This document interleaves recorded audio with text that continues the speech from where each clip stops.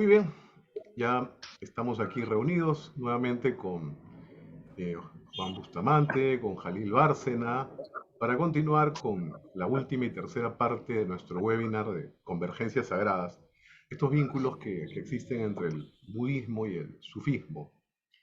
Eh, entonces la mecánica ya la conocen, voy a hacer una breve introducción de cada tópico y luego cederé la palabra a nuestros coparticipantes. Muy bien, entonces empecemos con el primer tópico. El primer tópico tiene que ver con la relación entre maestro y discípulo, ¿no? Y en el ámbito del budismo, por ejemplo, existe pues este vínculo, ¿no? Digamos, la obtención del despertar, del logro espiritual, importa la compañía de un maestro, ¿no? Que pueda aportar sus enseñanzas. Esta figura del maestro normalmente se le nomina a través del término sánscrito guru, ¿no? O también en el Tíbet lama. Entonces, la presencia del maestro es relevante, ¿no? Por ejemplo, en el caso de Asvaghosha, nos decía que este gurú tiene que ser puro, erudito y deseoso de beneficiar a los demás, ¿no? Y en relación a la necesidad del maestro, por ejemplo, en el budismo Zen, Shuryu Suzuki nos señalaba que el maestro se necesita para poder independizarse. Siempre que no nos apeguemos a él, nos mostrará el camino hacia nosotros mismos. Bueno, y claro, esta tradición entre maestro y alumno tiene toda una línea larga, una suerte de linaje tradicional. En el caso del sufismo encontramos algo semejante porque también existe esta figura de maestro que, bueno, en el sufismo se conoce como pir, murshid o sheikh, y que también es una guía para el murid, para el alumno, en el camino del corazón. Y bueno, también existe esta idea de una línea, una suerte de cadena o silsila de, que une al sheikh, al discípulo con el sheikh e inclusive hasta el mismo Muhammad. Bueno, y la necesidad del maestro también está presente dentro de los precisamente grandes maestros del sufismo, por ejemplo, Al-Ghazali en su tratado sobre el conocimiento de lo alto, decía, porque el alma del que es instruido se asemeja al alma del maestro, dada la similitud de naturaleza, y el hombre instruido es como el sembrador, y el aprendiz, en tanto saca provecho, es como la tierra. Y el mismo Rumi, ¿no? Nos decía que quien va por el camino sin un guía, para él un camino de 2 días se convierte en 100 años. Entonces, les pediría primero a Jalil sus comentarios sobre este tópico. Muy bien. En primer lugar, querido amigo Carlos, permítame que pronuncie dos palabras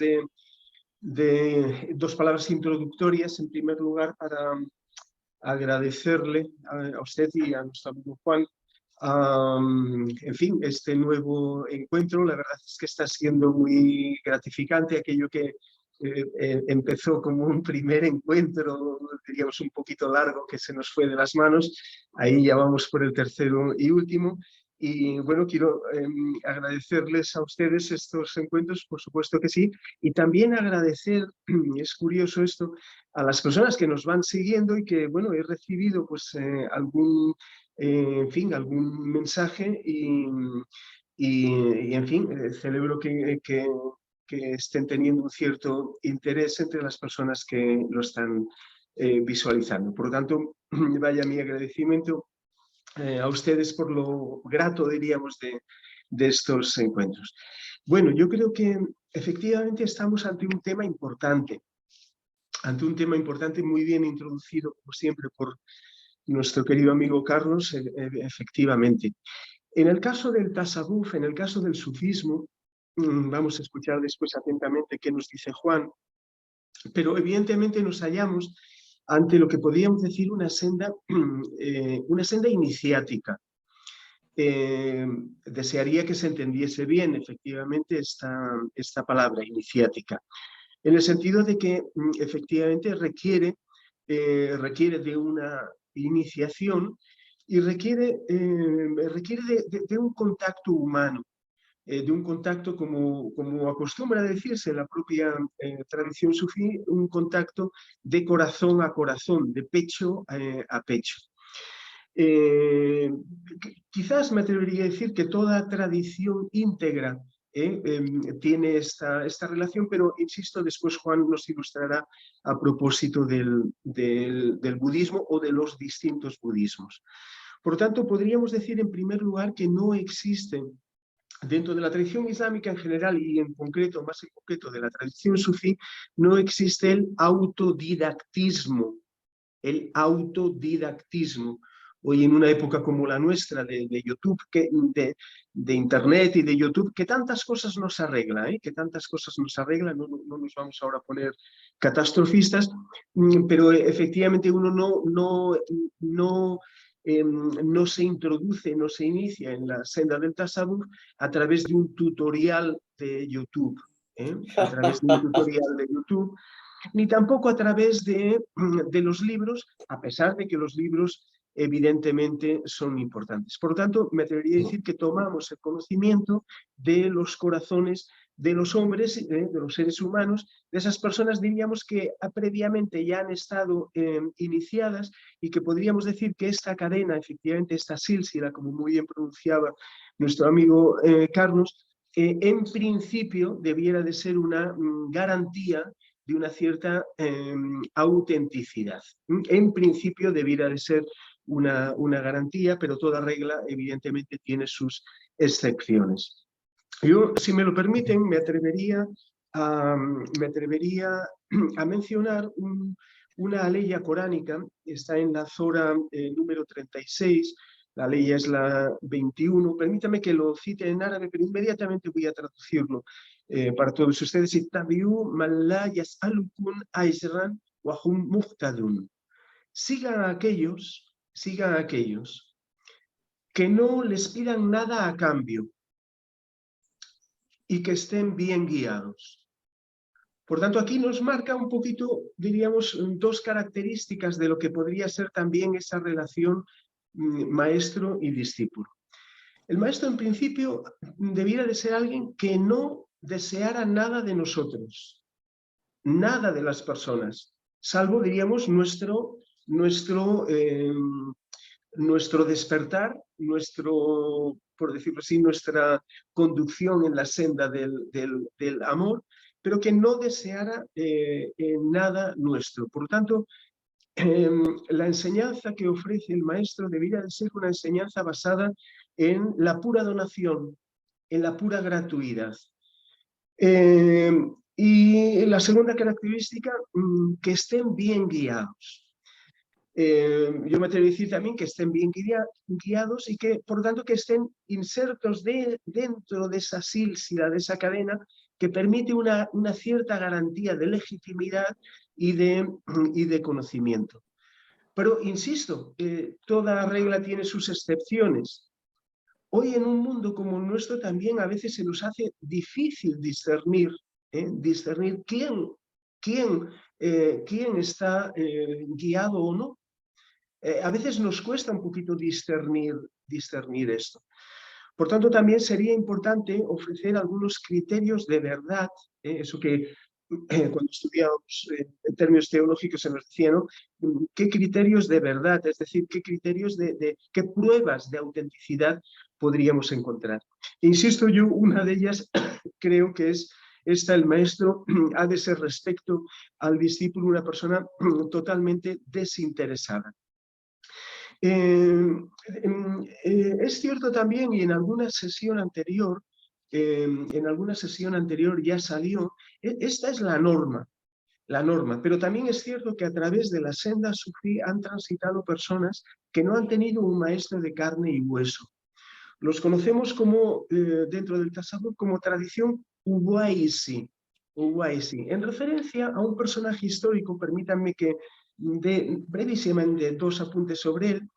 Uwais al-Qarani, en la pronunciación turca un poquito más conocida, Veysel Qarani, que era un contemporáneo justamente del profeta Muhammad sallallahu alaihi wasallam, que no tuvieron contacto físico, pero que Veysel Qarani se sentía discípulo del profeta, y el profeta aludía a que cada mañana, diríamos, siento la brisa que viene desde Yemen. Veysel Qarani habitaba en la zona sur de la península arábiga, en la zona de Yemen, la Arabia Félix, que se decía en su momento. Por lo tanto, este esquema de relación maestro y discípulo, que no se han conocido, que no han tenido contacto físico, pero que podríamos decir, tienen un contacto en otro plano del ser, en otro plano, incluso el plano también onírico, el plano de los sueños, pues también ha tenido cabida en el ámbito del tasawwuf. Por tanto, efectivamente se dice, tal como mencionaba muy bien Carlos al inicio, citando a Mevlana Rumi, que la guía es imprescindible, porque si no uno, lo que es diríamos, dar un paso se puede convertir en 1000 pasos, etcétera, etcétera, etcétera, pero al mismo tiempo mencionar este otro aspecto que podríamos llamar el guía interior, que no es un maestro físico de carne y hueso, sino una especie de guía interior que a uno le va guiando. Claro, también hemos de alertar a propósito de ese guía interior. Hay que tener una gran capacidad de discernimiento para no confundir al guía interior con mi propio capricho, con el propio capricho de uno, ¿no? Por tanto, todos estos matices creo que son importantes. A las personas que hemos estudiado filología nos gusta la historia de las palabras, el etimos, la verdad de las palabras. En ese sentido, creo que es muy bello, muy lindo, muy interesante ver ese vínculo que existe entre magisterio, es decir, el magisterio que ejerce un maestro en la senda, y la palabra magia y magisterio. Podríamos decir que el maestro, el pir, el shaykh, que cuando lo es de verdad, efectivamente podríamos decir, posee una especie de magia, posee una especie de magia especial que es capaz de hacer salir, igual que los magos de espectáculo hacen aparecer conejos de la chistera y cosas de estas, trasladado al ámbito humano de la relación maestro y discípulo. Podríamos decir que esa relación el maestro, cuando ejerce ese magisterio, la magia de ese magisterio, puede hacer brotar lo mejor realmente del discípulo. La tradición sufí es muy categórica a propósito de la figura del maestro. Se dice, quien no tiene sheikh, quien no tiene maestro, es conducido por Shaitán. Es conducido por lo satánico, podríamos decir. Entendiendo también aquí a veces que el lugar donde busca refugio Shaitán es el ego, el propio ego de la persona. Por tanto, podríamos decir, quien no tiene maestro es su propio ego, el que se convierte en maestro de uno, con los peligros que todo eso puede comportar. Pero también un maestro que no lo sea es un peligro para la persona. También un maestro que no lo sea es un peligro para la persona. Yo me atrevería a decir que en esta relación maestro y discípulo el respeto a la dignidad humana ha de prevalecer en todo momento. En ese sentido, yo creo que yo personalmente me distancio muchísimo de esas pedagogías basadas en la humillación del discípulo para que el discípulo aprenda. Yo me distancio muchísimo de eso. creo que se ha de tener un respeto absoluto por la dignidad de la persona y no creo en ese sentido en las pedagogías basadas en la humillación de la persona. Eso está muy bien para los cuentos, para la cuentística. La literatura oral sufí nos da cuenta de esto, ¿no? De cómo el maestro pone a prueba al discípulo, etcétera, etcétera. Quizás en la última parte dedicada al humor podamos entrar en alguna historia al respecto, ¿no? Porque algunas están bañadas de un tinte de humor. Pero eso está muy bien para la cuentística. Y en ese sentido uno, diríamos, entra dentro, diríamos, de esa dinámica del cuento sin tener por qué sufrir en realidad la humillación por parte del maestro. Espero estar explicándome bien porque esto creo que es importante. Y ya acabando, y para no alargarme demasiado, querría decir también en este magisterio, en esta relación maestro y discípulo, que ha habido muchos casos en el ámbito del tasawuf y que no siempre en el ámbito del sufismo y que no siempre ha sido una relación tan jerárquica ni vertical, el maestro arriba, el discípulo abajo. El caso de Mevlana Jalaluddin Rumi es muy paradigmático en este sentido.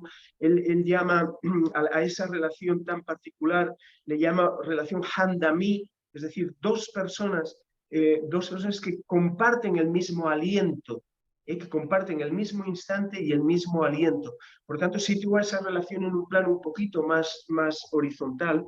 Digo, esa relación, en la magia que se establece en esa relación, yo creo que se pueden transmitir principios, evidentemente, se pueden enseñar principios, pero yo me atrevería a decir que se transmite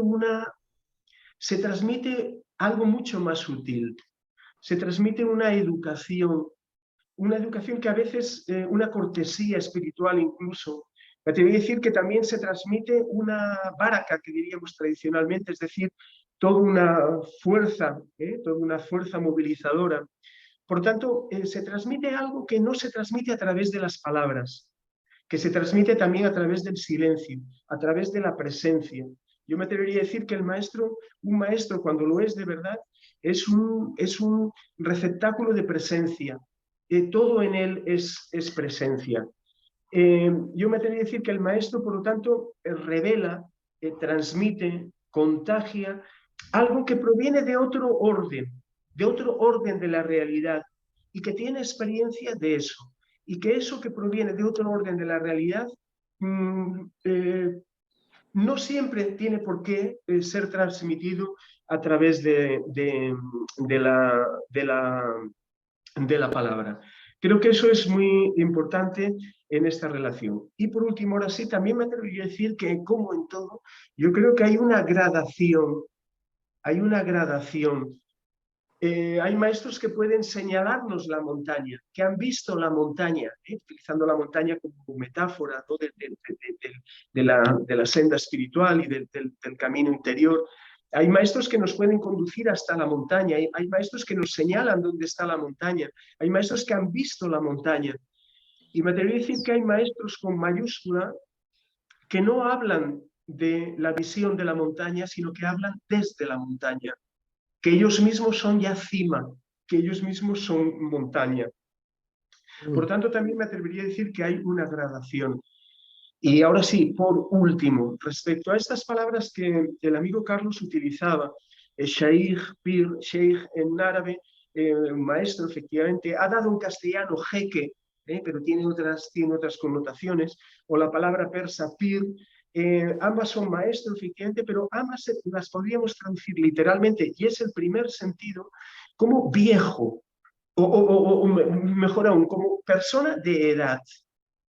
Por lo tanto, el maestro en la tradición sufí es una persona que ha vivido, que tiene experiencia de la vida, que tiene años. Se dice que no antes de una cifra paradigmática como el número 40, no se puede ser un maestro en la senda. Entre otras cosas porque, insisto, la senda no está separada de la vida. Y el maestro, en definitiva, es aquel que que tiene experiencia en la vida, que tiene edad, que tiene edad, ¿cómo decir? Que ha transitado, que ha caído, que se ha levantado, que tiene, decimos en castellano, ¿saben? Costurones. Es decir, que tiene cicatrices, por decirlo así, que tiene cicatrices porque en fin, porque ha vivido suficiente. En ese sentido, insisto, no existe el autodidactismo, yo me lo guiso y yo me lo como, y yo aprendo solo en mi casa con tutoriales y con 2 libros, pero al mismo tiempo tampoco no existe, por ejemplo, en las artes tradicionales islámicas y en las artes del tasawwuf, no existe la figura del niño prodigio. Alguno habrá por ahí, porque toda, insisto, regla tiene su excepción, pero no existe la figura del niño prodigio como tal, en el sentido de que todo arte también, y el arte de vivir, y el arte de la senda espiritual, requiere del paso del tiempo, requiere de años, requiere de madurez en la vida. En fin, si después hay ocasión, quizás podamos dar algún detalle más, pero ahora ya para oír la intervención de Juan, yo creo que con esto primero quizás es suficiente. Gracias, Jalil. Antes de cederle la palabra a Juan, me pareció interesante, porque lo tenía en la cabeza, pero ya lo has puesto sobre el tapete, así que lo sumo como una suerte de elemento adicional a este tópico. Claro, esta idea de magia, ¿no? Del griego magia, de esta condición de extranatural o sobrenatural, que efectivamente en el ámbito del sufismo lo podemos ver, por ejemplo, en un sheikh, en esta baraka, ¿no? En esta suerte de presencia. Pero en el ámbito del budismo también lo podemos observar en maestros, en el kundum, que es lo mismo, es una presencia que puede ser percibida por los terceros, ¿no? Entonces ahora sí, Juanito, por favor, tus comentarios. Gracias. Una maravilla. Y gracias, Jalil. Siempre es un placer. Bueno, diríamos de mayor a menor, tendríamos que comenzar diciendo que el verdadero maestro es la mente, la propia mente. Como ustedes saben, en el budismo, la mente es de importancia fundamental. Entonces, el maestro supremo es la conciencia, la pura conciencia que se conoce a sí misma por sí misma. Entonces, no es la conciencia individual, no es la mente operativa, no es el yo, ¿no? Es lo que se ha dado en llamar en Extremo Oriente el Lupa Guru, el guru interior. Y eso implica que uno tenga familiaridad con esa mente profunda, con esa mente total, con esa mente completa, ¿no? Y esa es la maestría que interesa. Un maestro es aquel que tiene maestría. Alguien puede enseñar, será un profesor, pero alguien para poder enseñar realmente hay que tener maestría, ¿no? Entonces, para poder enseñar, el enseñante debe conocer su propia mente. Y cuando la conoce, recién puede enseñarla. Enseñarla en el sentido de mostración. Mostrar su mente despierta.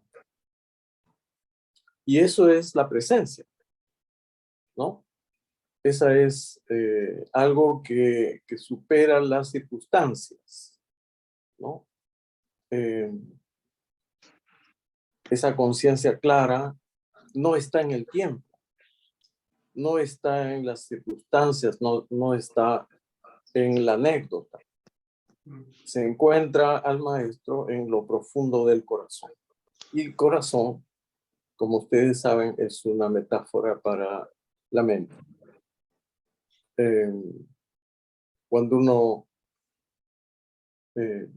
Cuando uno dice yo, no se señala la cabeza, se señala el pecho, ¿no?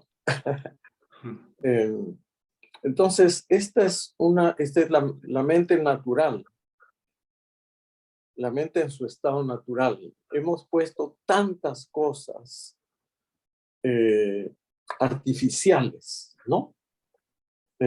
Alguien acuñó un término muy interesante, así como se habla de la verdadera naturaleza de la mente, no la mente ordinaria que uno conoce para comprar y vender. Es la artificialeza, ¿no? Todo lo que uno ha puesto de superfluo, ¿no? Entonces, todos tenemos la gracia, es gratuita.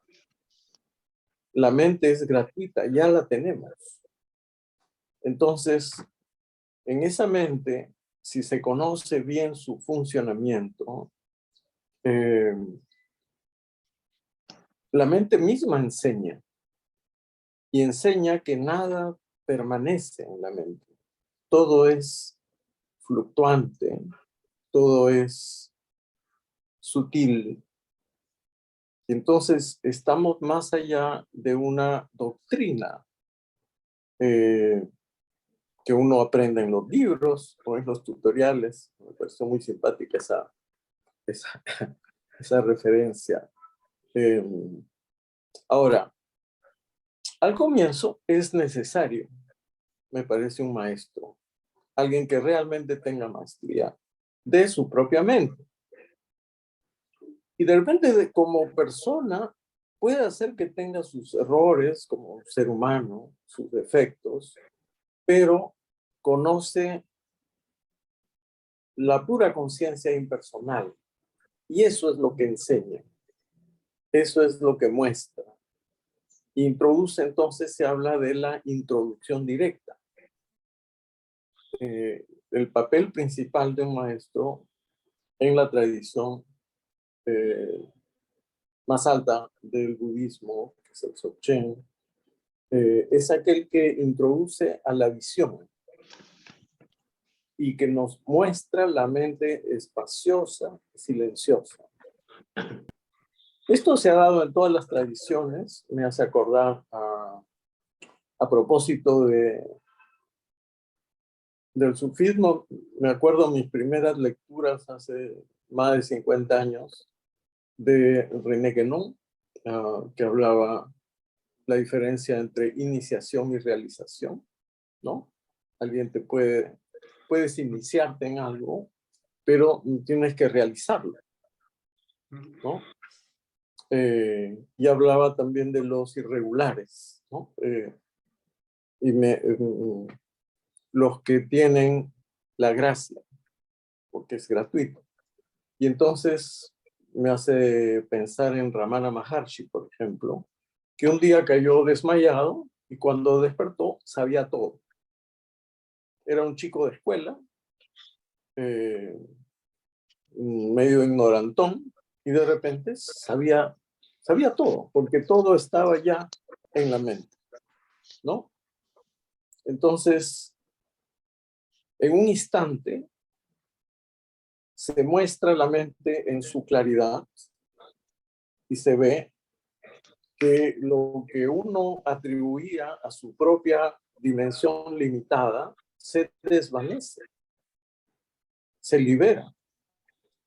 Entonces se deja de creer en el supuesto carácter individual del yo. El yo es una creencia, nada más, es un instrumento útil para vivir, pero es una creencia que él es el propietario, ¿no? El yo es como un actor contratado para una película que se cree el dueño de la película. Entonces, sí, hay un maestro exterior del cual se reciben enseñanzas, pero si no hay el maestro interior, no hay comprensión de lo que dice el maestro. A veces he recibido enseñanzas muy profundas, no las entendía. 10 años, 15 años, 20 años después, digo, eso era lo que querían decir, ¿no? Porque se ha vivido, y ha habido cicatrices, ¿no? Entonces, ese es lo que se llama el maestro secreto, ¿no? Y al final es el maestro, es la mente la que enseña. Entonces, sí, hay una transmisión de lo que es verdad, ¿no? No solamente la verdad de las palabras, sino la verdad de lo surgido en la mente. Todo no es más que conciencia pura. A nosotros nos parecen que hay pensamientos buenos, pensamientos malos. Esa es una lectura incompleta y reducida, ¿no? Entonces el maestro es como un espejo que nos enseña nuestra propia naturaleza, ¿no? Y entonces eso requiere no una devoción a la persona, sino una devoción a la enseñanza, a esa mostración, ¿no?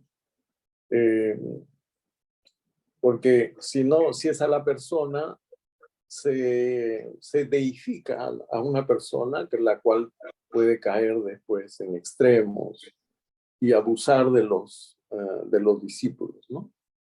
Entonces, no importa tanto el que enseña, importa el que aprende, ¿no? Entonces, en la relación maestro-discípulo, creo que es más importante el discípulo. Con todo el respeto que tengo a los grandes maestros que me han tenido la bondad de enseñarme. Entonces, es también aquel que te hace ver tus defectos, tus tendencias, tus fallas. Ese es el espejo. Y te dice, eso no eres tú. Suéltalo, relájate, ¿no? Y ese es el verdadero amigo espiritual, ¿no? Entonces sí te pueden dar consejos, cualquiera, pero un verdadero amigo espiritual es el que te cuida. Y la palabra lama en tibetano, por ejemplo, quiere decir mamá. Mamá es ama. Y lama es amalá, la respetable madre. Alguien que te cuida como una mamá, ¿no? Que no quiere que te pierdas, que te extravíes, ¿no? Entonces, es la bondad de una persona que hace el trabajo de los budas. Si a uno se le presentara un Buda, no lo reconocería.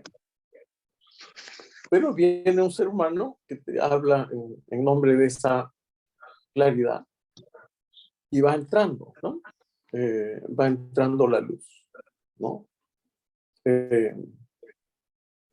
Y hay una frase con la cual quiero culminar. Dice el Dalai Lama, dice, el hecho de que un burro como nosotros sea traído a la familia de los seres espirituales se debe puramente a la bondad del gurú.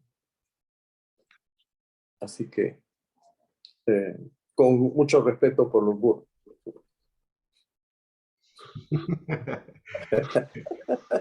Gracias, Juanito. ¿Algún comentario adicional, Jalil? No, escucho muy atentamente las palabras de Juan, como siempre, claro. Quizás subrayar efectivamente la importancia de la importancia de evitar todo culto a la personalidad, toda idolatrización de la persona. Yo creo que realmente me atrevo a decir que un maestro, cuando lo es de verdad, evita eso. Evita eso, no lo fomenta. No fomenta el culto a la personalidad y, por tanto, evita en todo momento que en el estudiante, en el alumno, en el discípulo pueda haber el más mínimo atisbo de idolatrización de la persona.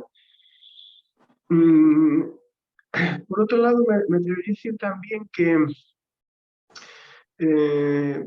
estas últimas palabras que pronunciaba Juan, ¿no?, a propósito de la bondad,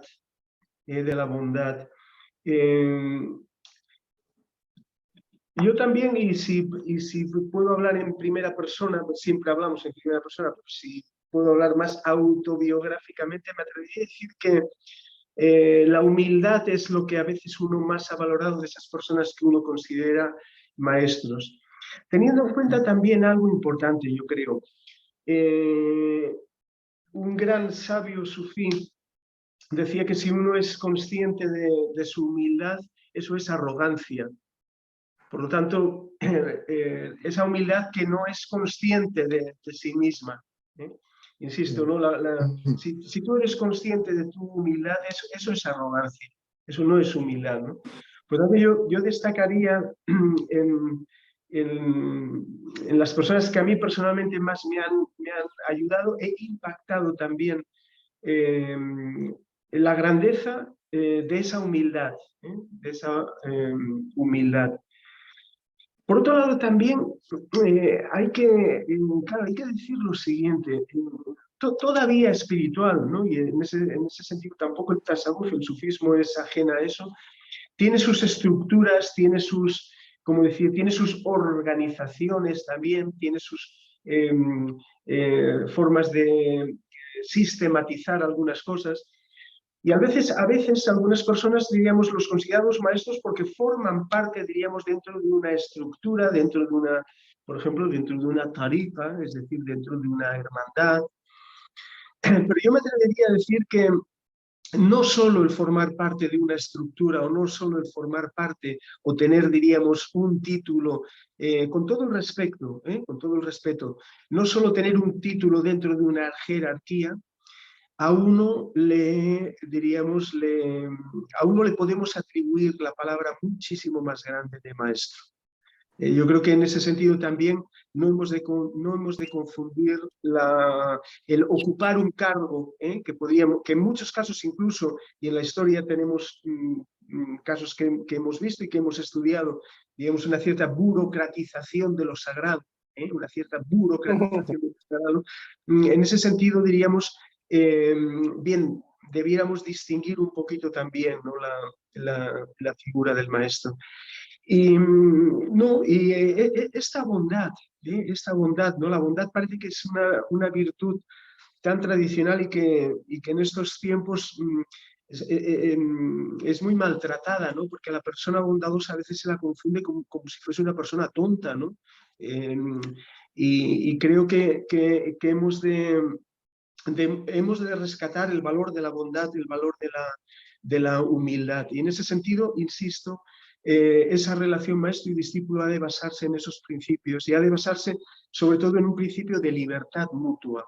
Es decir, a veces ha habido, hemos visto en la historia también, ese juego, que es un juego enfermizo, yo me tendría que decir, en el cual hay un intercambio entre seguridad y libertad también, ¿no? Es decir, el discípulo entrega su libertad al maestro. Yo te doy mi libertad, por lo tanto quiere decir que voy a estar siempre contigo, pero a cambio de que tú me des seguridad. Ese intercambio que puede ser, diríamos, a veces un poquito enfermizo, ¿no? Por tanto, insisto en estas cosas por no idealizar tampoco esa relación maestro y discípulo, que yo considero fundamental, efectivamente, pero que hemos de alertar, todo lo que tiene cumbres, hemos dicho a veces, tiene valles. Por tanto, hemos de alertar también a propósito de las posibles derivas enfermizas de esta relación. Muchas gracias, Jalil. Muy bien, entonces vamos al siguiente tópico, que es el de, en el budismo, que es el yoga de la mente, se habla de una transmisión de este conocimiento sagrado que se da de mente a mente. En tanto, en el sufismo, o camino del corazón, la transmisión se da de, o sea, de corazón a corazón, ¿no? Y ahora, por qué esta suerte, digamos, de estructura? eh, eh, ¿En qué radicaría que la transmisión tenga que darse a través de estos vehículos? Bueno, probablemente esto sea causado por el hecho de que tanto el sufismo como el budismo son conocimientos inefables. Entonces, la transmisión propiamente no se puede dar en un plano cabal a través de las palabras. Por ejemplo, en el mismo, el budismo existe esta vieja anécdota de Buda con Mahakashapa, en el cual Buda hace girar una flor y en ese momento, a través de este acto, el discípulo Mahakashapa entiende, ¿no? Y se despierta. En el sufismo me recuerda una historia de Nasruddin, ¿no? En que da una conferencia y que al final nunca dice nada, porque en realidad no había qué decir, ¿no? Las palabras no iban a poder transmitir el conocimiento real. Y para citar en el viejos maestros, en el budismo, por ejemplo, Nagarjuna decía, ni una palabra fue pronunciada por usted, oh maestro, pero todos los discípulos fueron refrescados por la ducha del Dharma. O, como ya hemos citado al viejo Rumi, por mucho que hablo de él o defino al amor, al llegar a él me avergüenzo de mis palabras, ¿no? Y bueno, quizás podríamos también señalar que eh, al interior, la base de este conocimiento, uno de sus pilares, sea la necesidad de vivir en el presente, ¿no? De vivir en el presente.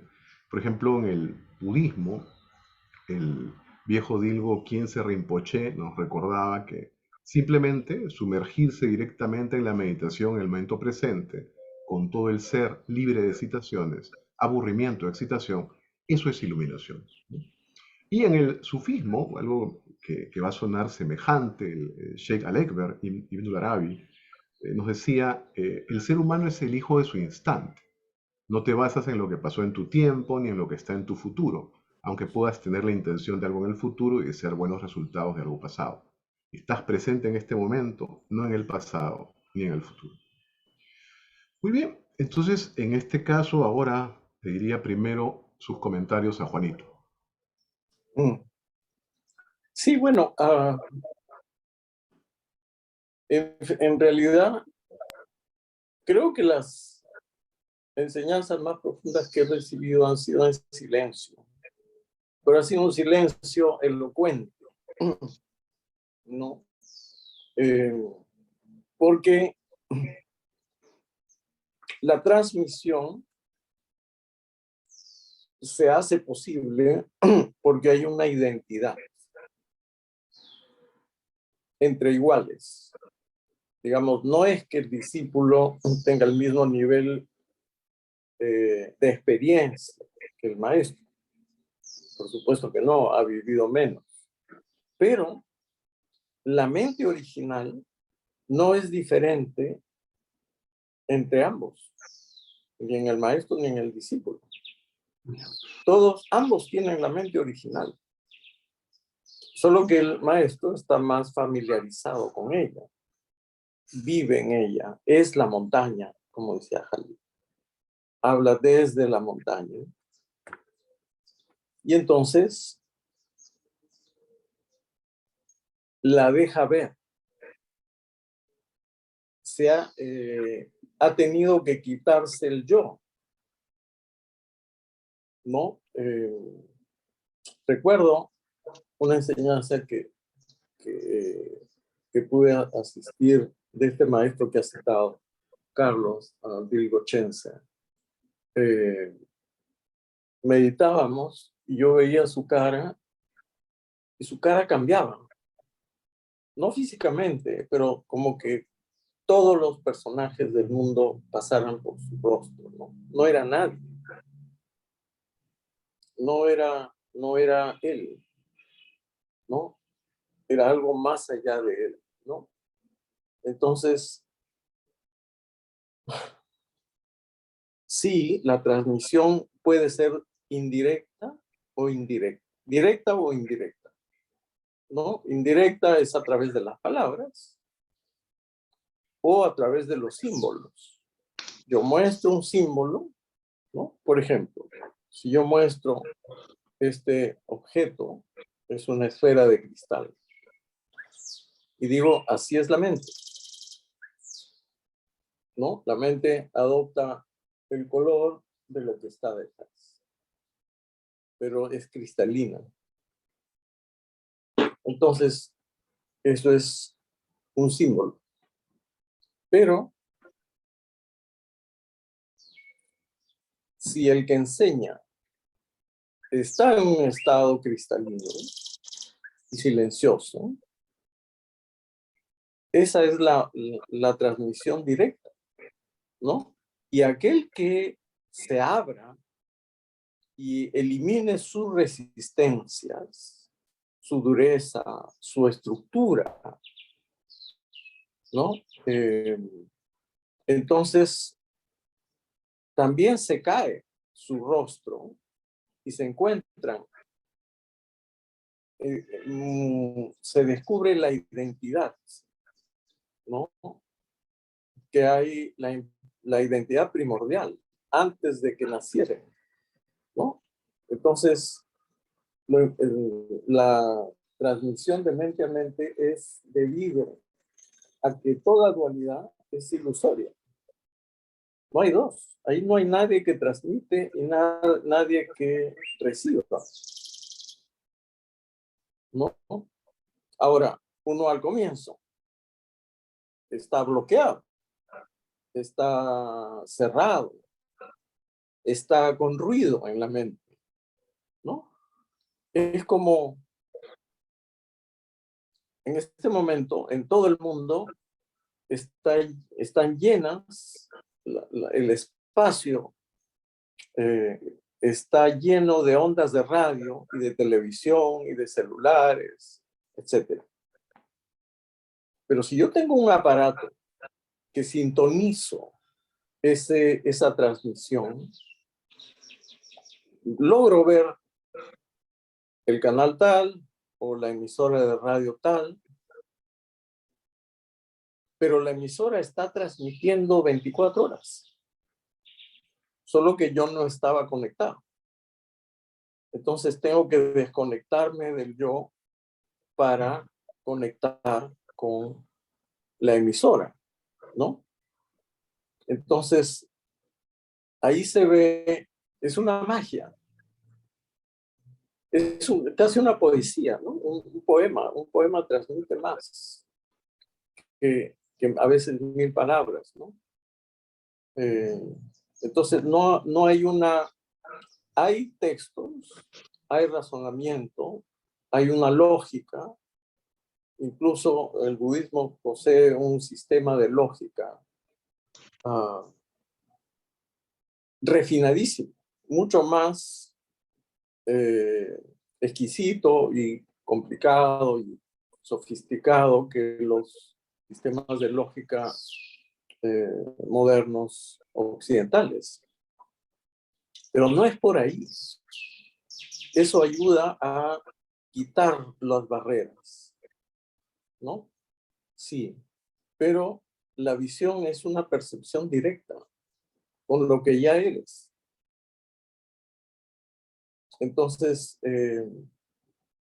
como todos los seres humanos estamos dotados de esa mente, solo hay que deconstruir, hay que desmontar el yo, estas fuerzas materiales, ¿no? El nafs, que es lo que oculta, ¿no? Y hay que solamente ver la mente desnuda y silenciosa, ¿no? Después está la enseñanza oral, que es útil para que uno tenga un mapa, pero el mapa no es el territorio, ¿no?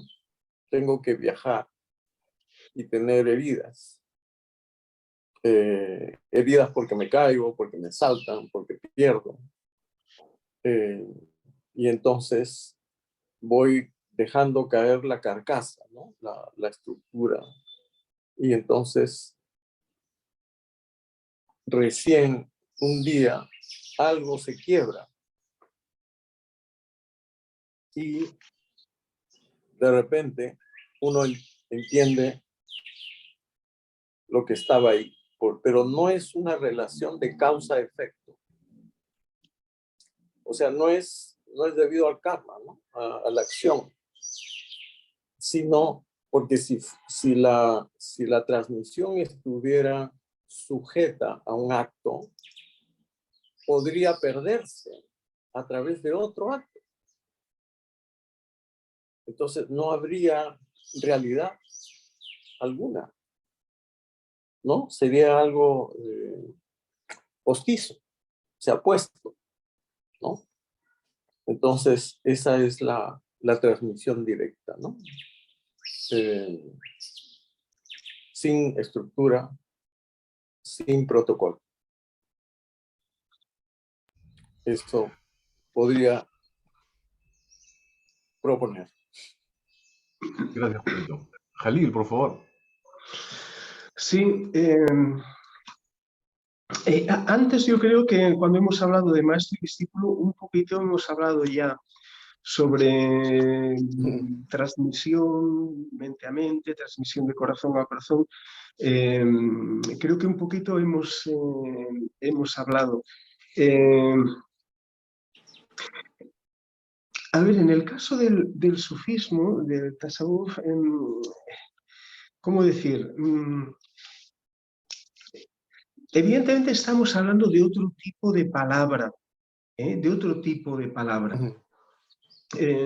A veces a mí me gusta decir aquello de que no entiende una sonrisa, que no entiende una mirada, que no entiende un silencio, pues no entiende tampoco una larga explicación. Por tanto, me atrevería a decir que nos hallamos en ese ámbito de transmisión que pertenece a otro orden, que tiene que ver más, pues, insisto, con una mirada, con la sonrisa, con el silencio, que no con la palabra ordinaria. Ahora bien, también hay que decir que, ¿cómo decir? Si tomamos el caso en el ámbito del sufismo de nuestro querido y admirado Molaná Rumi, al cual citaba anteriormente Carlos, claro, a Mevlana Rumi no se le condena al mutismo. Es decir, su experiencia, utilizando este lenguaje, su experiencia mística, su experiencia de apertura, como queramos llamarla, diríamos su experiencia mística, una palabra, diríamos, una de las características es que se le otorga el don de la palabra, no se le condena al mutismo. Es decir, Mevlana Rumi compone, tiene una obra de, solo el Mesneví son más de 26.000 versos. Por tanto, hay que entender esta paradoja y esta tensión interna en el místico sufí. Me atrevería a decir que seguramente en todo espiritual con mayúsculas, esta tensión interior entre el callar y el decir. Es decir, por un lado hay la imposibilidad de callar. Mevlana Rumi no puede callar. Su obra poética, insisto, una obra poética que comienza a partir de que él tiene esta gran experiencia mística, no antes. No antes, por tanto, en él una característica de la experiencia mística es el don de la palabra. Una palabra distinta, podríamos decir, y que no puede callar. Podríamos decir en este sentido que el amor no puede callar. Y de ahí versos y miles de versos.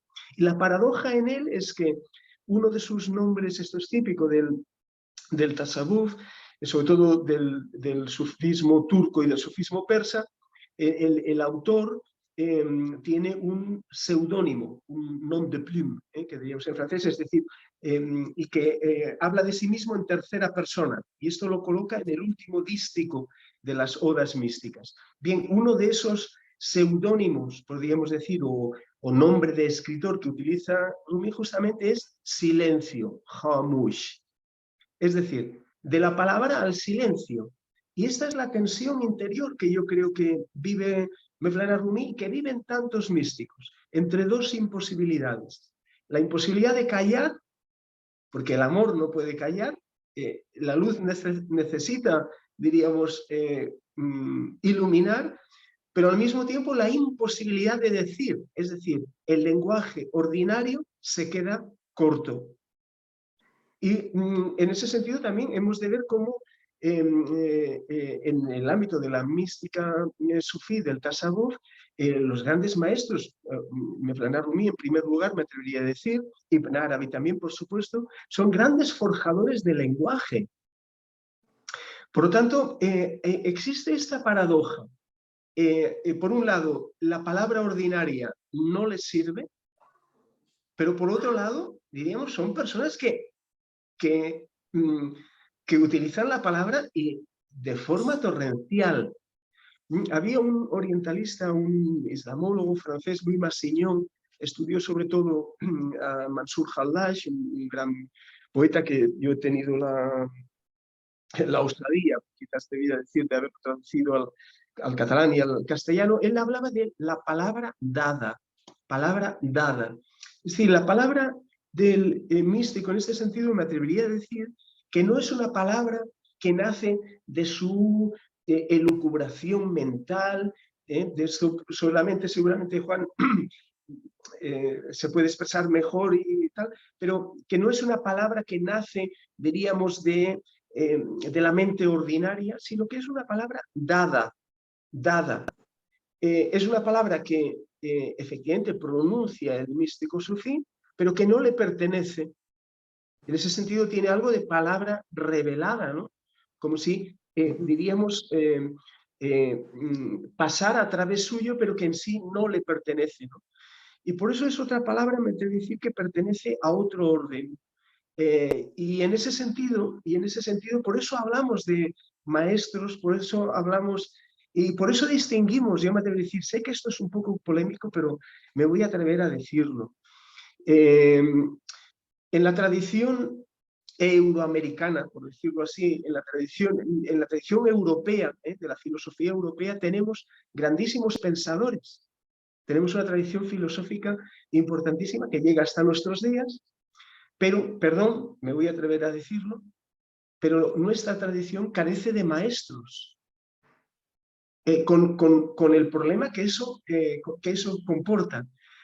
Quizás debiéramos de afinar un poquito más y definir qué entendemos por maestro, pero yo creo que hay una distancia muy grande entre la figura, creo que la tenemos todos presentes, del pensador de Rodin, ¿saben? El pensador de Rodin, esa escultura de ese hombre tenso, diríamos, reconcentrado en sí mismo, buscando palabras en su mente para intentar explicar lo que sea. Creo que hay una diferencia muy grande entre esa figura y la figura icónica de un Buda sentado, diríamos, en meditación, con una sonrisa, sin tensión.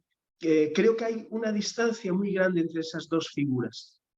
Y creo que representan dos mapas mentales y dos concepciones también de la palabra muy distinta, muy distinta. Por tanto, yo me atrevo a decir que lo que venimos hablando aquí se acerca muchísimo más, diríamos, a esa imagen icónica de un Buda que está en disposición de recibir, mucho más cerca que no de esa figura tensa, de musculatura tensa, reconcentrada en sí mismo, como si todo el universo pasara por mí mismo, diríamos, y pasara por mi mente ordinaria, que es la imagen de la escultura del pensador de Rodin. Yo creo que hay una distancia muy grande entre el pensador y el místico y el maestro, de lo que venimos hablando. Y ambos utilizan palabras también, pero yo creo que la palabra que nace de ese cuerpo tenso, de esa figura tensa del pensador de Rubén, no es la palabra de Buda Shakyamuni, perdón, porque yo no domino todo este ámbito que domina Juan, pero yo me atrevo a decir que no es la palabra de Pranab Muni. No nacen de lo mismo y por lo tanto tampoco no dicen lo mismo. Y en ese sentido me atrevería a decir que los grandes maestros del Tasawwuf, y lo haría universal a los grandes místicos de la espiritualidad universal, su palabra es otra. Su palabra es otra. Y hablan de otra cosa. No hablan de vida pensada. Ese es un drama también de nuestra tradición filosófica, de una parte de la tradición filosófica europea, que también es americana, por supuesto, que nos habla de vida pensada y no de vida vivida. Y no de vida vivida. Yo creo que también en el siglo XX y en el siglo XXI, buena parte el interés, más allá de modas, seamos serios, yo creo que no nos convoca aquí ninguna moda, ni a ustedes, ni creo que a mí tampoco.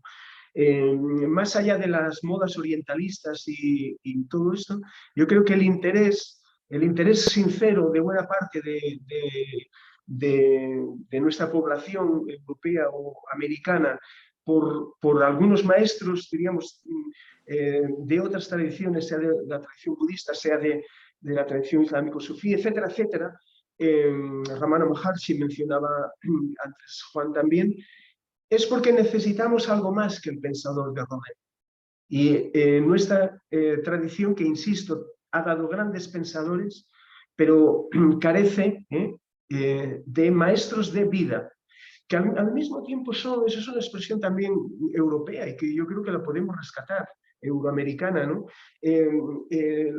Mevlana Rumi, Ibn Arabi y otros grandes maestros del Tasawwuf, Suharawardi, los que sean, son maestros de vida y maestros de lectura también. Es decir, son personas que han creado obra y que han utilizado la palabra, son maestros de lectura. Por tanto, tienen una obra importante. Insisto, con otro tipo de palabra, yo me atrevería a decir, pero son maestros de vida fundamentalmente. Esta doble vertiente que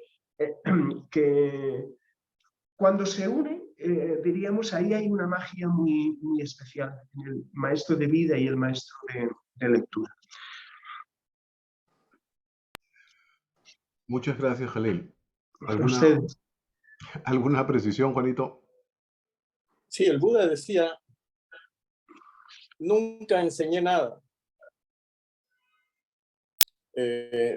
Sin embargo, mi presencia traspasaba a todas las audiencias, ¿no? Porque a propósito de Ramana Maharshi, hay una anécdota graciosa contada por creo que es Osborne, uno que lo conoce, y dice que le va a hacer una entrevista porque es como un periodista. Y va a la cueva, encuentra a un hombre sentado y le hace un montón de preguntas. Y Ramana no contesta. Le hace, dice, este no entiende nada, entonces le hablaré en otro idioma. Entonces le habló en todos los idiomas que podía. Y nada. Entonces dice, este es un ignorante, es un fraude, no sabe nada, no puede contestar nada.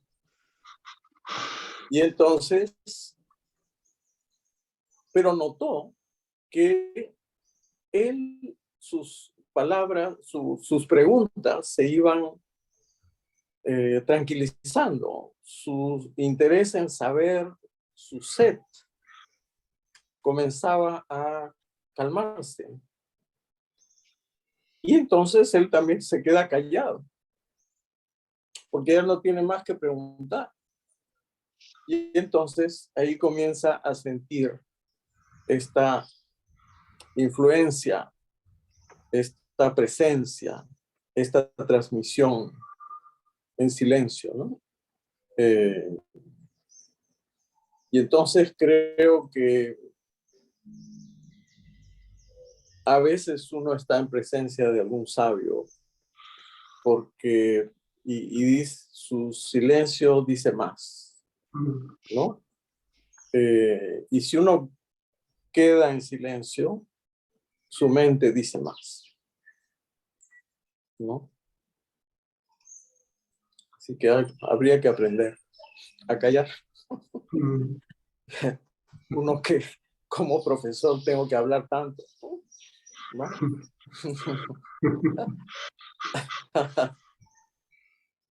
Eso sería. Muy bien. Entonces pasamos ahora sí al último tópico de nuestro webinar, que es el relativo al humor como instrumento pedagógico.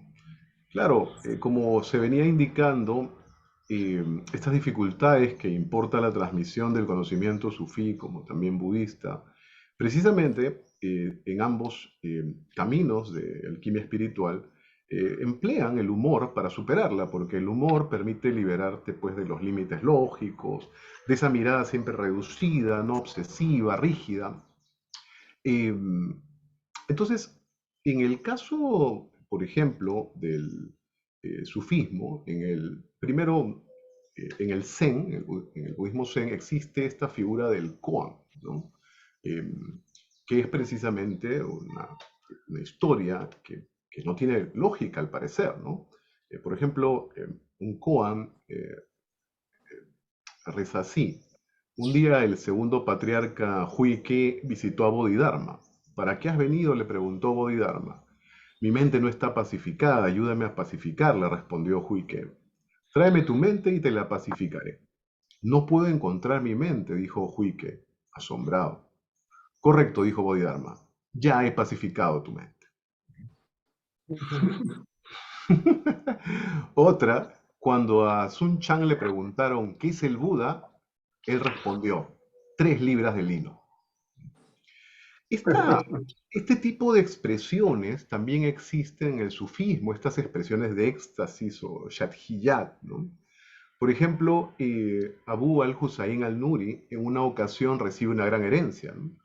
Y bueno, agarra el dinero y lo arroja al Tigris, al río, ¿no? Y grita, amigo mío, pensaste en engañarme con tanto. Otra, el Sheikh Ibrahim al-Arash, imán de la gran mezquita de Shiraz, un día, durante la oración, tuvo un pensamiento de enorme vanidad de que él era el gran imán. Arrepentido, comenzó de inmediato a caminar parado de manos frente a los fieles, para divertirlos, y nunca más actuó como imán. Bueno, además de este tipo de expresiones, también encontramos personajes, ¿no? Que podríamos denominar que nos obsequian una suerte de crazy wisdom, de sabiduría loca, ¿no? En el sufismo primero tenemos al gran Nasruddin, ¿no? También Mullah Nasruddin o Nasruddin Hodja. Se discute si fue un personaje real. Hay algunos que lo sostienen, que habría nacido en el siglo de 1028 en Sibirigizar, en Turquía. Otros dicen que básicamente es un personaje, digamos, de la cultura popular. Pero bueno, este tiene miles de historias. Me voy a contentar con narrar una y seguro Jalil tendrá muchas para contar. Un día, el imán manda a reunirse a todos los habitantes del poblado donde vive Nasruddin y les imparte un sermón sobre las grandes gestas de los profetas, ¿no? Y mientras el imán describía las acciones muy nobles de estos eminentes hombres, Nasruddin se puso a llorar como una Magdalena. Entonces el imán dijo a todos, mirad a este hombre piadoso, está tan conmovido que se le saltan las lágrimas. Entonces Nasruddin dijo, es verdad, me provocas el llanto. Mi cabra favorita murió esta mañana y no puedo dejar de pensar en ella. Cuando sacudiste la cabeza, me recordaste tanto a mi cabra que me has hecho llorar.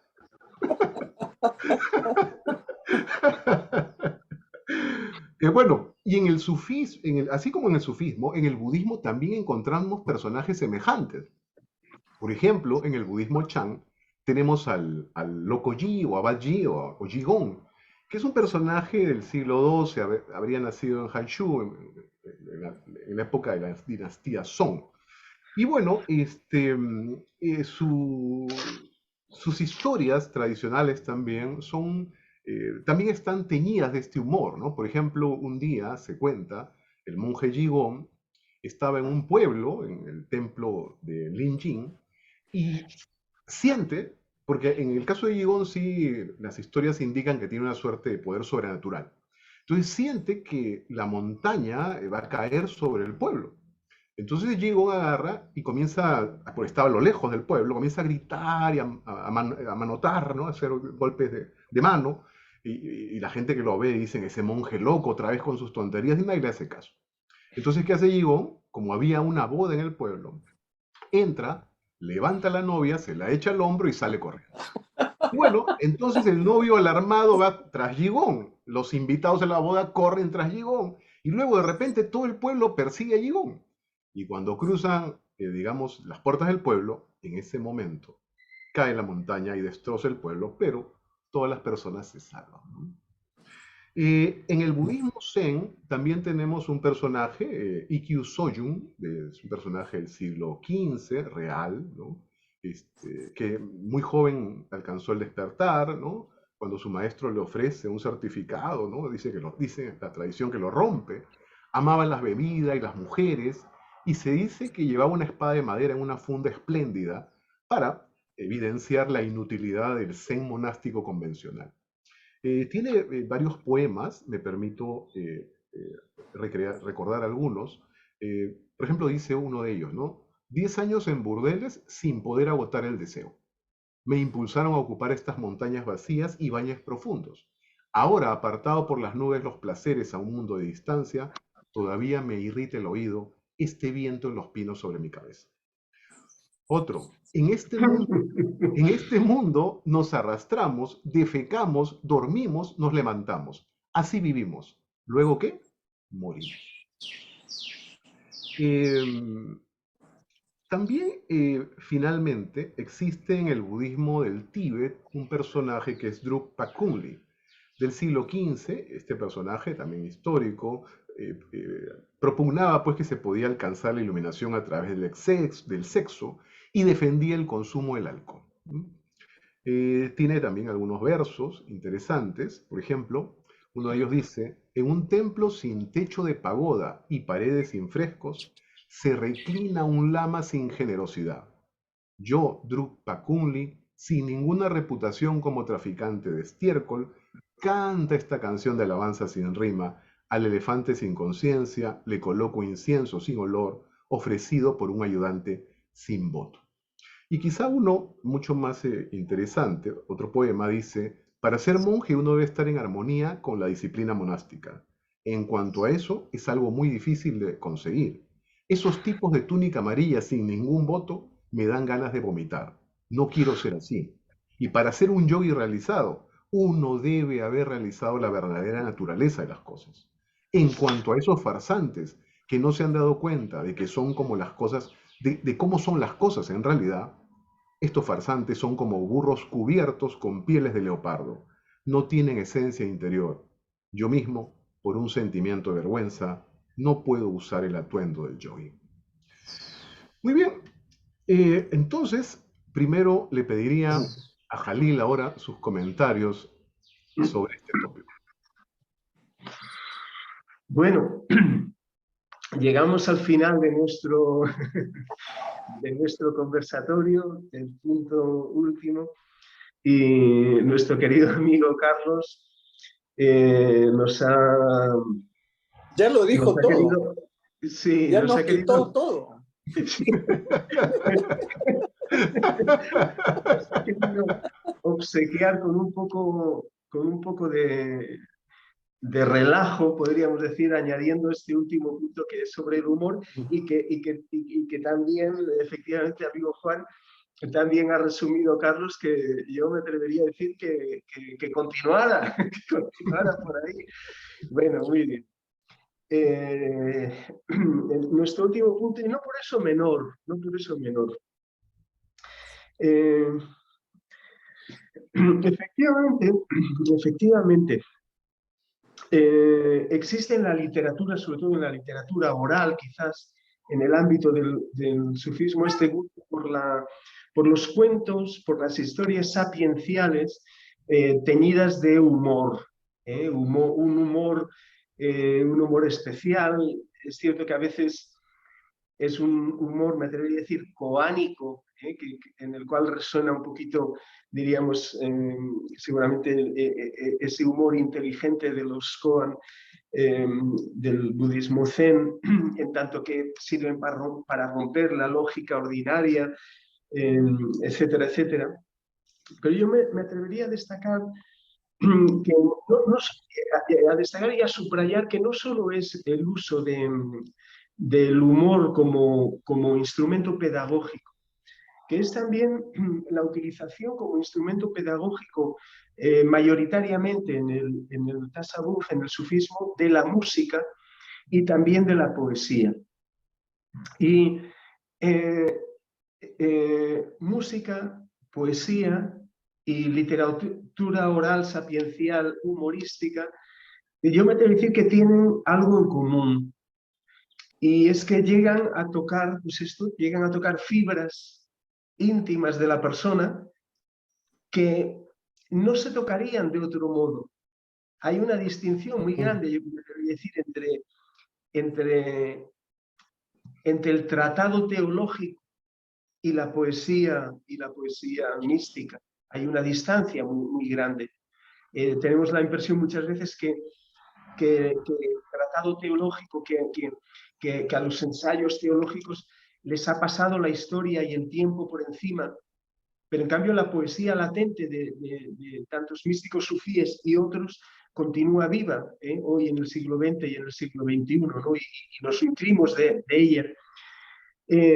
La música al mismo tiempo penetra y nos hace recordar y nos evoca y toca, insisto, fibras nuestras que no se pueden tocar de otra manera, sino solamente con la música. Me atrevería a decir que, entre otras cosas, de ahí también el gusto sufí y el gusto, por ejemplo, en el caso de Mevlana Rumino, digamos, por la música. La música nos eriza, ¿no? Nos eriza el vello de la piel. Y es algo que no pasa por nuestra mente ordinaria. Esto me gusta y por lo tanto voy a tener esta reacción, sino que es algo inmediato. Como a veces es inmediata, como a veces son inmediatos algunas experiencias revelatorias o algunos estados inmediatos de despertar o de iluminación, ¿no? Y en ese sentido el humor también pues dice muchísimo y dice mucho con muy poco. Dice mucho con muy poco. La poesía, la buena poesía también dice muchísimo con muy poco. En el ámbito más mundano, cuando nosotros tomamos, ¿no? Cuando tomábamos, porque ahora ya no existe tanto, pero la prensa escrita, y algunos nos íbamos directamente aquí al menos seguro también en sus diarios ahí en Perú y en América, a las viñetas humorísticas de algunos grandes humoristas. En España hemos tenido una gran tradición y uno iba directamente a esa viñeta humorística y simplemente con 4 trazos y 2 palabras, ahí estaba dicho todo y no era necesario ir a leer ni el artículo de fondo ni el editorial del diario, porque ahí ya se nos había dicho en clave de humor todo y además de una manera que quizás quienes redactaban esos artículos de fondo o esos editoriales no podían permitirse lo que se permite, diríamos, un caricaturista o un humorista gráfico, ¿no? Por lo tanto, yo creo que ese es el valor del humor, ¿no? Del humor. El humor en el tasawwuf, en el sufismo, es un humor, me atrevo a decir, sapiencial. No es el chiste por el chiste, evidentemente, no es el hacer gracia por el hacer gracia, ¿no? Y respecto a este personaje, que efectivamente es un personaje icónico, la figura de Nasreddin Hoja, Nasruddin, en el ámbito de los países árabes, Juha se le conoce. Nasruddin, yo me atrevo a decir que la sabiduría, sí, es cierto, recubierta de estupidez. La sabiduría recubierta de estupidez de Nasruddin, pues desenmascara la necedad humana muchas veces. desenmascara la necedad humana, la hipocresía y la necedad humana. Al mismo tiempo que, ¿por qué no decirlo? Pues contagia un gran gozo un gran gozo de vivir, ¿no? Un gran gozo de vivir, ¿no? Yo creo que este es un valor importante. Y me atrevo a decir, por último, también que se les permite justamente a estos sabios locos, a estos sabios idiotas, en el buen sentido de la palabra, como Nasreddin, se les permite lo que no se le permitiría, no se le permitiría a otra figura. Y en ese sentido son como una especie de, ¿saben?, de bufones de la espiritualidad, ¿no? El bufón de la corte podía insultar al rey y el rey reía y no le cortaba la cabeza. Bueno, debe haber algún caso de excesos, pero al bufón se le permitía hacer cualquier cosa, ¿no? Decir cualquier cosa, y era una especie como también de catarsis colectiva, por decirlo así, ¿no? Bien, yo creo que hay bufones de la espiritualidad sufí a los cuales se les permite justamente en clave de humor decir lo que no se permitiría de otra forma. Y en ese sentido también no nos debemos de equivocar. Yo creo que lo humorístico, a veces incluso lo grotesco y un poquito hasta, permítame, lo soez, que sería de mal tono en otro ambiente, pues, y que aquí tiene cabida, lo grotesco, lo burlesco, a veces incluso lo soez, son formas de salvaguarda de lo sagrado también. El humor a veces es una forma de salvaguardar, diríamos, ¿cómo decir?, el tesoro. Y ya que Carlos ha tirado ahí unos cuantos ejemplos, no sé si Carlos, nuestro querido árbitro y mediador y conductor, me permite explicar una pequeña anécdota ya para Claro que, ilustrarlo. claro que sí, claro que sí. Por favor, Jalil. Bueno, pues permítanme, permítanme, ya también llegamos al final. No le quito mucho tiempo al amigo Juan José, ¿eh? Es un minuto apenas, es una historia breve. Una historia breve, ya también para culminar todo nuestro conversatorio. Es una historia que tiene a esta figura, Nasruddin Hoja, Nasruddin, como protagonista. Nasruddin cuenta la tradición que en cierta ocasión se plantó en medio del bazar, del mercado, es igual la ciudad que fuera, se plantó allá en medio ¿saben?, con un caldero, con un pequeño caldero de agua, una jofaina de agua, un caldero, ¿saben?, de agua, se plantó allá en medio y con una caña de pescar, y la caña de pescar, el hilo de la caña de pescar dentro del caldero. No estaba pescando ni en un río ni en el mar, sino imagínense el cuadro, por decirlo así. Evidentemente se agolpó toda una multitud alrededor de él y claro, ¿cómo es el ser humano? El atrevimiento, ¿no? Y jamás jamás la ignorancia es más atrevida, podríamos decir, que cuando critica, ¿no? Bueno, las burlas fueron grandes, ¿no? Pero ¿qué hace este hombre aquí pescando? Entonces uno de esos atrevidos se echó hacia adelante y le preguntó a Nasruddin: ¿qué, maestro? ¿Pican? ¿Pican los peces? ¿Pican? Y Nasruddin contestó: pues mira, contigo ya llevo 10.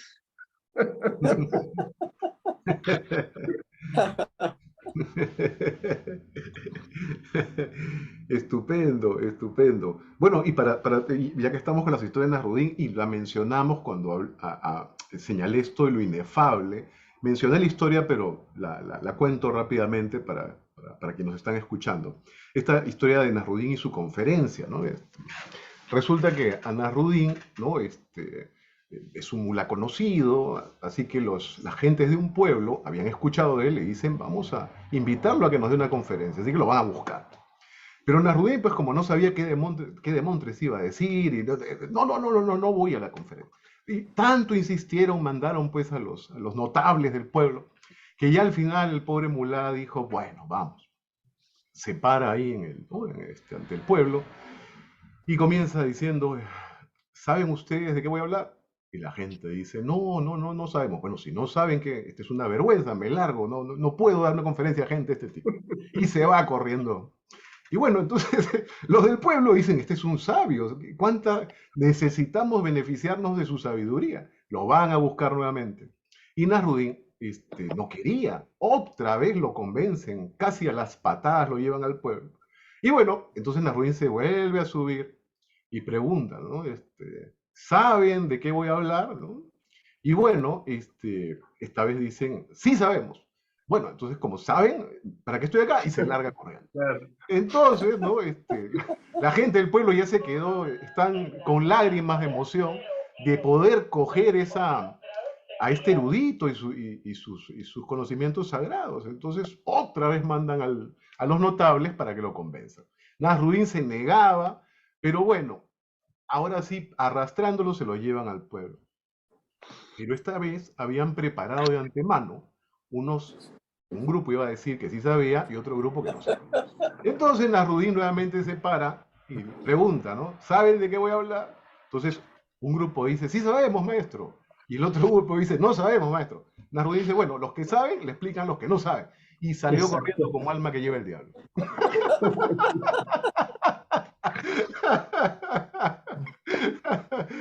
Y como anécdota, ya que he escuchado algunas anécdotas personales vuestras, les puedo contar que yo no entendí esa historia, sino creo que luego de 10 años después de la primera vez que la escuché.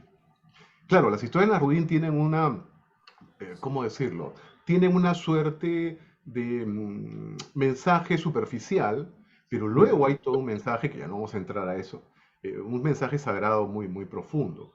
Eh, eh, y debajo, como bien decía Jalil, de esta aparente tontería o idiotez, ¿no? En realidad, como otra historia de él, ¿no? La del burro, ¿no? Al final el burro somos nosotros, ¿no? El burro somos nosotros. Y ya para darle la palabra a Juanito, se me ha venido ahorita en la memoria que grandes maestros sufíes como Sheikh Alekber también eran, pues, tenían humor, ¿no? Por ahí recuerdo alguna anécdota, un hombre de la reprobación que lo encontró en un pueblito y el Sheikh Alekber, hacía las veces de zapatero, ¿no? Y con un amiguete los comenzaron a molestar o encontró a otro también en una mezquita y se le subió encima en la oración, ¿no? O sea, el tema del humor no, no es un tema serio también, ¿no? Y Es un tema serio. grandes santos han, han sido bendecidos con esto, ¿no? Mil perdones, Juanito. Ahora sí, por favor, tus comentarios. No tengo nada que decir. Después de tanta sabiduría. Pero, para no ser menos, voy a contar un cuento de Nasruddin, que siempre me Estupendo, gusta, estupendo. que siempre me gusta Adelante. contar. Dice que Nasruddin estaba a 4 patas de noche buscando su llave. Lo estaba buscando y llegan sus amigos y dicen, ¿qué haces ahí? Estoy buscando mi llave. Entonces todos se ponen a buscar la llave y no encuentran la llave. Entonces dice, Nasruddin, ¿estás seguro que has perdido la llave? No, dice, le he perdido adentro de la casa. Entonces, ¿qué haces acá afuera? No, es que acá hace más luz, hay más luz. Entonces,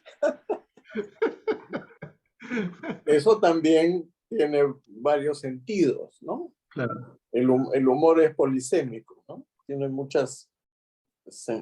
Y es, creo, para romper esta santurronería, ¿no? Los mojigatos, Sí. en el Perú le dicen cucufatos, ¿no? No sé si se usará eso. He buscado en el Perdón, diccionario de la amigo Juan, lengua. ¿puedes repetir la palabra? Cucufato. Cucufato. Sí, en el diccionario de la Real Academia no existe.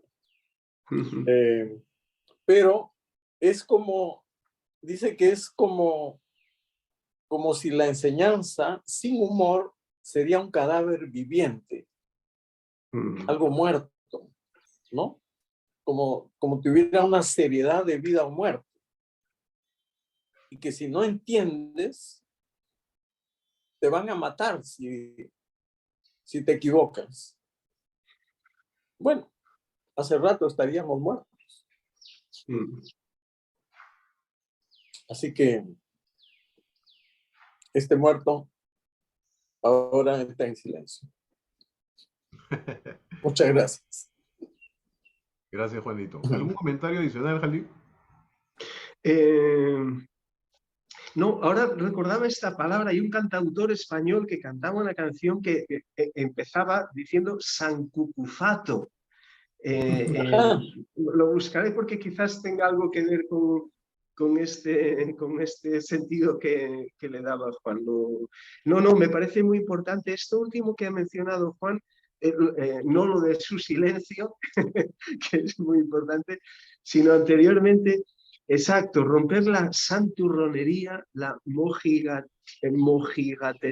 son dos palabras castellanas lindas y muy... la santurronería, sí, la santurronería. Sí, me parece muy importante que se traiga, que lo haya traído a colación. Es una enfermedad, yo creo, ¿no? de la espiritualidad. Una enfermedad quizás infantil que nos dura mucho tiempo, ¿no? La santurronería, la mojigatería, podríamos decir. Sí, me parece muy importante subrayarlo, ¿no? Muy importante subrayarlo, sí, muy acertado. Muy bien. Entonces, con esto cerramos nuestro webinar. Muchísimas gracias, Juanito, por toda tu sabiduría, experiencias, lo mismo para Jalil. Así que les pediría algunas palabras últimas, no sé si tengan algunas para ofrecer. Juanito. Yo protesto. No soy un sabio, soy un sabido.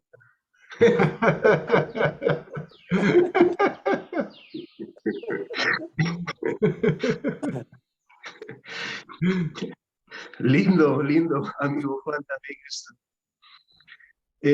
No, yo las únicas palabras finales que tengo son de agradecimiento, amigo Carlos, por habernos convocado y arbitrado de forma tan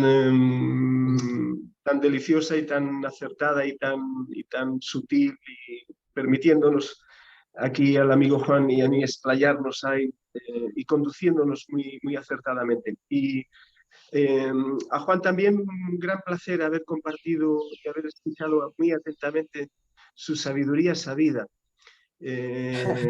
Un placer haberles conocido a los dos. Por lo tanto, mis palabras son de agradecimiento por estas tres inesperadas, por esos tres inesperados encuentros, pero gratificantes, muy gratificantes. Yo les voy a extrañar, de aquí un poco no tener estos tres encuentros. Francamente ha sido un gran placer y aprender. Yo siento no conocer, también he de confesarlo, quizás no conocer tanto como Juan puede conocer la tradición sufí como para haber, diríamos, mantenido quizás algún diálogo más, pero bueno, he escuchado atentamente sus palabras y bueno, muy agradecido por haber compartido estos tres encuentros. Muy bien, pues nada, les agradezco muchísimo. Inshallah podamos encontrarnos en voz y presencia en algún momento, sea bien por allá, o sea bien por aquí. ¿Por qué no? ¿Por qué no? El Y cielo dirá, nada, el cielo dirá. es verdad, es verdad. Inshallah. Inshallah, Inshallah. inshallah. Muy bien. Muy bien, nos despedimos. Gracias a todos aquellos que generosamente nos han estado oyendo. Y bueno, esperemos que eventualmente alguna nueva aventura académica nos vuelva a reunir. Será un Listo. placer. Un fuerte abrazo para todos. Sí, un fuerte abrazo. Les envío un abrazo muy grande a los Venga, amigos. Un gran hasta abrazo. luego. Sí. Venga.